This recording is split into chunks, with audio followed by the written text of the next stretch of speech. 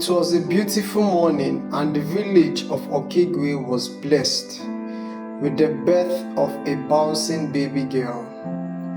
The people of Okigwe danced in celebration and merriment, singing praises for the newborn. Uzo and his wife Nkemdili had eagerly awaited the arrival of their daughter, whom they named Adora. But their joy was cut short by a tragic turn of events. Nkemdili, the new mother, passed away shortly after giving birth. The entire village mourned her loss, and Uzo was left heartbroken. Despite his grief, Uzo took up the responsibility of raising Adora. He did his best to care for her, both as a father and as a mother.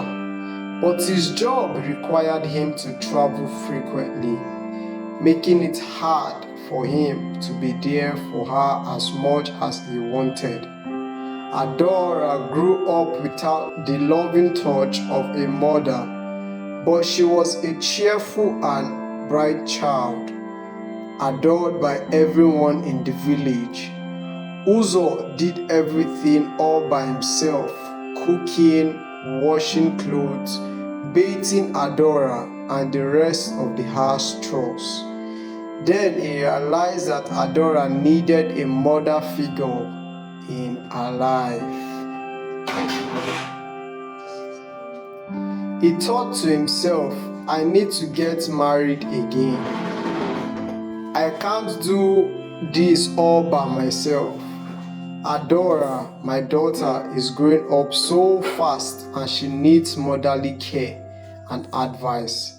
If not, she might make mistakes in life which I don't want. So Uzo decided to remarry. He met a woman named Oluchi who seemed kind and caring at first. Oluchi was very nice to Adora, treating her like her own daughter. Uzo was relieved, thinking he had made the right decision, but as time passed and Oluchi became pregnant, everything changed. When she found out she was having a child, her kindness vanished.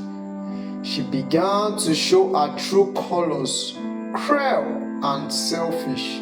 She started maltreating Adora, especially when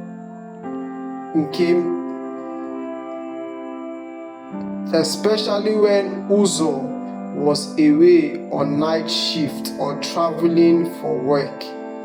Every day, even when there is still water in the house, Oluchi will send Adora to fetch water from the stream very late in the evening, constantly sending her to the bush alone and unsecured to fetch firewood, and always scolding her for the slightest mistake.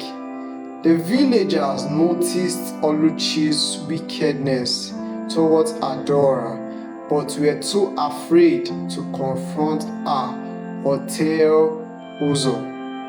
They believed she had used juju to control him. Oluchi eventually gave birth to a baby girl and named her Adobe. Adobe became her all in all. She paraded Adobe as the only true daughter of her father that would take her to Obodo Ibo. At first, Adora was overjoyed to have a new sister, hoping they would become close. But this joy turned into a nightmare as Oluchi's influence over Adobe grew stronger. As they grew, Adobe adopted her mother's wicked ways. She easily picks up quarrels with Adora and ends up fighting her, and her mother never cautioned her. Adobe did nothing around the house. Instead, Adora did all the chores like fetching water, going to the market, washing clothes and plates, even cooking and serving everyone in the family. Oluchi beats up Adora at any given chance, called her all sorts of names, and even accused her of stealing her money. On hearing that, Adora wept bitterly. She was always sad and moody. Oluchi gave her 3 square meal only when her father was around, and other times she feeds her once or twice daily depending on her mood. But despite the hardship, Adora remained beautiful, kind, and hardworking. One day, while on her way to her maternal village, Adora met a madman on the road. He asked her for some fruit and she kindly offered him some of the fruit she was taking to her grandmother. She noticed the madman was always there, so she started bringing him food and some other fruits.